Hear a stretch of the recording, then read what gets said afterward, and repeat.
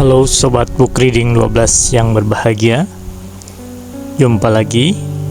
Kita akan melanjutkan pembacaan buku kita, masih dengan buku yang berjudul Jalan Rahmat Mengetuk Pintu Tuhan, karya Jalaluddin Rahmat. Pada episode kali ini kita akan membacakan sebuah bagian yang berjudul Why Good Things Happen to Good People. Bismillahirrahmanirrahim. Seorang anak muda yang sangat miskin bekerja sebagai wiraniaga untuk membiayai kuliahnya. Pada suatu hari, ia kebingungan karena hanya punya uang 10 sen saja, padahal ia sangat lapar. Ia memberanikan diri untuk minta makan pada tetangganya, tetapi ia gugup ketika seorang nyonya yang perlente membuka pintu. Ia tidak jadi minta makanan, ia minta segelas air saja. Perempuan itu merasa bahwa anak muda itu dalam kesusahan. Ia berikan kepadanya segelas susu. Ia minum perlahan-lahan. Ia bertanya, "Berapa?" "Anda tidak perlu bayar apapun," kata perempuan itu. "Ibuku mengajarkan untuk tidak menerima apapun buat perbuatan baik. Kalau begitu, terima kasih saya yang setulus-tulusnya," katanya. Ketika anak muda itu meninggalkan rumah itu, ia merasa lebih berbahagia dan keimanannya kepada Tuhan serta kepercayaannya kepada umat manusia menjadi lebih kuat. Bertahun-tahun kemudian, nyonya yang baik itu jatuh sakit. Para dokter tidak tahu persis apa penyakit yang dideritanya. Ia dikirim ke rumah sakit dan diserahkan kepada anak muda dulu yang kini sudah menjadi dokter. Ketika ia mendengar nama kota asal pasiennya, matanya bersinar dan mulai menduga-duga siapa dia. Ia mulai merawatnya dan segera mengenal sang nyonya. Ia bekerja keras untuk menyelamatkan nyawanya. Akhirnya, setelah perjuangan yang berat, perempuan itu sembuh. Dokter itu meminta administrasi rumah sakit untuk menyampaikan kepadanya tagihan untuk ia setujui. Ia memperbaiki tagihan itu dan menandatanganinya.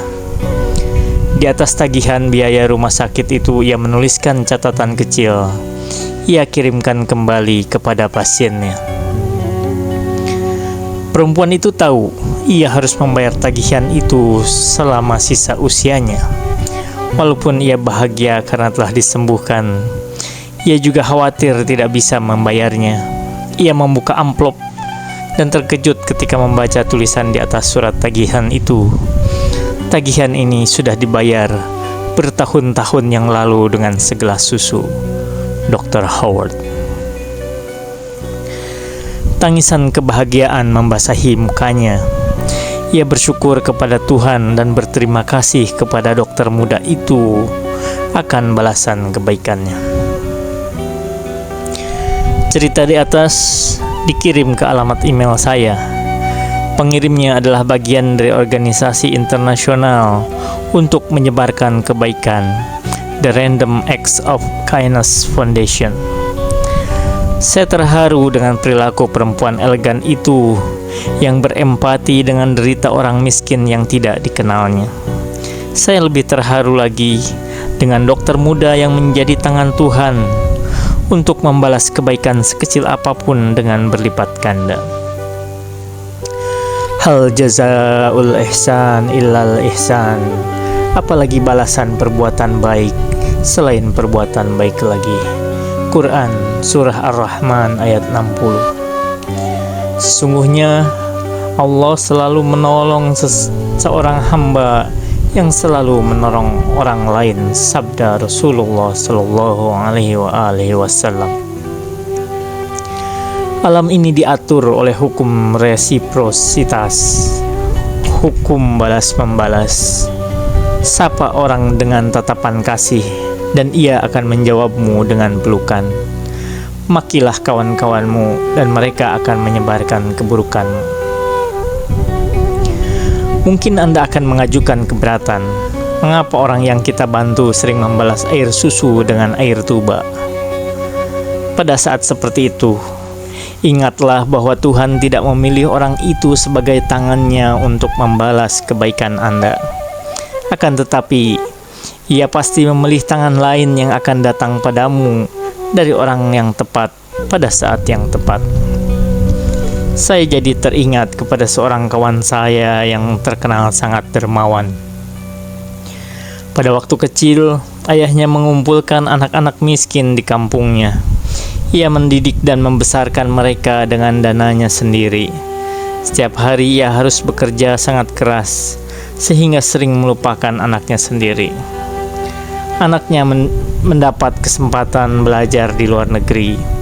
Anehnya, pada saat-saat kritis ia selalu memperoleh pertolongan dari orang-orang yang tidak dikenalnya. Tentu saja mereka bukan anak-anak asuh bapaknya, namun tetap saja mereka adalah tangan-tangan Tuhan yang dikirimkan kepadanya pada saat yang tepat. Pada khutbahnya menyebut bulan Ramadan, Nabi Shallallahu Alaihi Wasallam bersabda, "Sayangilah anak-anak yatim orang lain, nanti Tuhan akan sayang pada anak-anak yatim yang kamu tinggalkan. Bersedekahlah walaupun dengan seteguk air atau sebutir kurma." Di sini, beliau sedang mengajarkan kepada kita hukum resiprositas. 1500 tahun sesudah itu, puluhan ribu mil jauhnya dari negeri kelahiran Nabi Shallallahu Alaihi Wasallam, seorang dosen fakultas kedokteran di Case Western University membiayai dan melakukan penelitian-penelitian tentang manfaat memberi atau bersedekah bagi pelakunya. Ia telah menjadi tangan Tuhan untuk membuktikan kebenaran sabda Nabi Shallallahu Alaihi Wasallam. Dengarkan kata-katanya. Anda ingin bahagia, ingin dicintai, ingin selamat, ingin sejahtera. Anda ingin bertemu orang pada saat kritis dan percaya pada dukungannya. Anda ingin kehangatan hubungan yang sejati. Anda ingin berjalan di dunia setiap hari dengan yakin bahwa inilah dunia yang penuh kebaikan dan harapan. Saya punya satu jawaban: memberi. Berilah setiap hari, walaupun dalam jumlah kecil. Anda akan hidup lebih bahagia. Berilah dan Anda akan lebih sehat.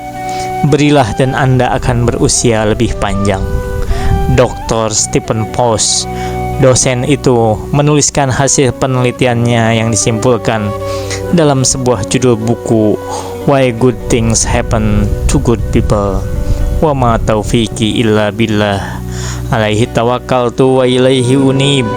Wassalamualaikum warahmatullahi wabarakatuh.